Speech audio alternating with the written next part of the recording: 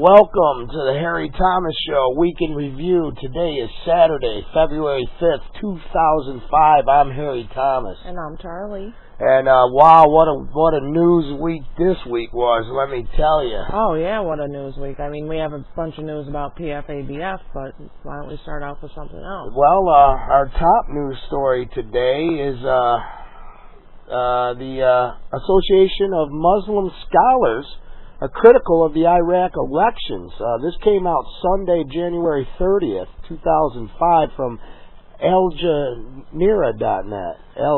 How do you pronounce that? I have no idea. aljazeera.net. That's the Middle East newspaper.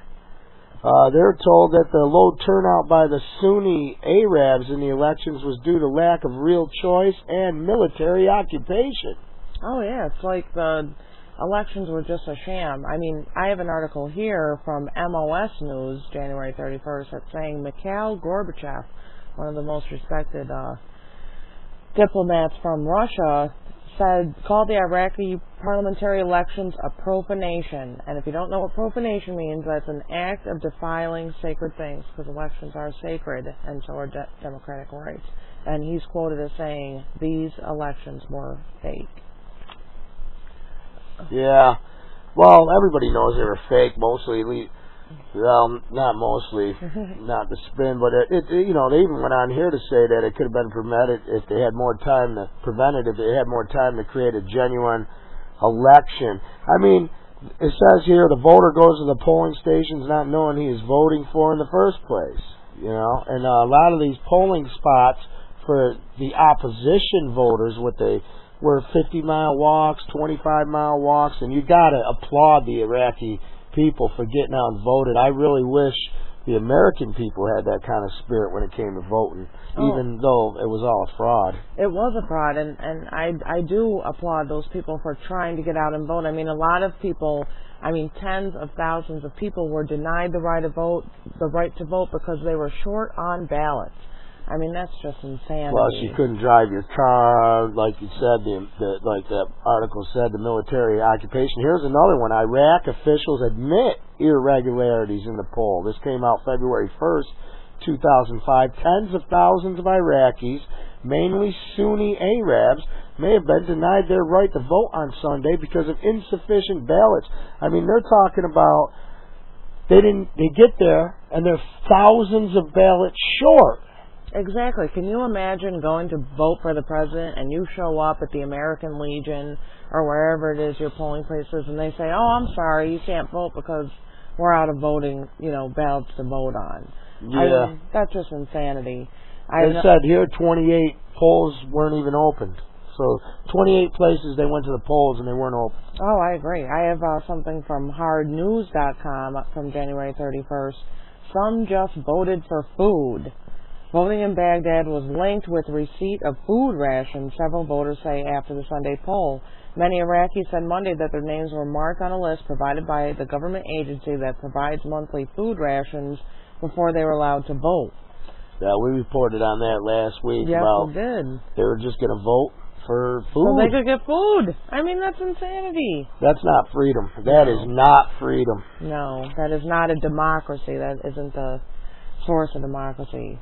Yeah, well, here I got a story out of Baghdad. This came out of the Associated Press. Iraqi president says the U.S. troops should stay. This is the U.S. appointed president, Lawe. He said Tuesday it'd be complete nonsense to ask foreign troops to leave the country now, especially after making all the money that they have been off the war. Oh, exactly. And I'm sure that the president is, assured victory. Oh yeah, he's going to win. I already predicted that. Mm-hmm. Well, not to change the subject totally because I'm getting off the election a little bit, but government is a big issue, and the Iraqis over there are trying to elect a government that will represent them, and we supposedly had elected a government that will represent us. But I have a headline here from National.com, the Scripps Howard News Service, that says government is keeping more secrets in the name of national security.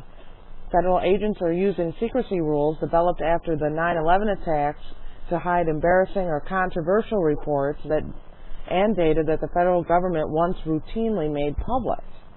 Yeah, they always doing stuff in secret, and especially this administration. This is the most secretive administration ever. In fact, the Bushes are the only ones that, even when they're out of office, the senior Bush there still gets briefed by CIA reports every day.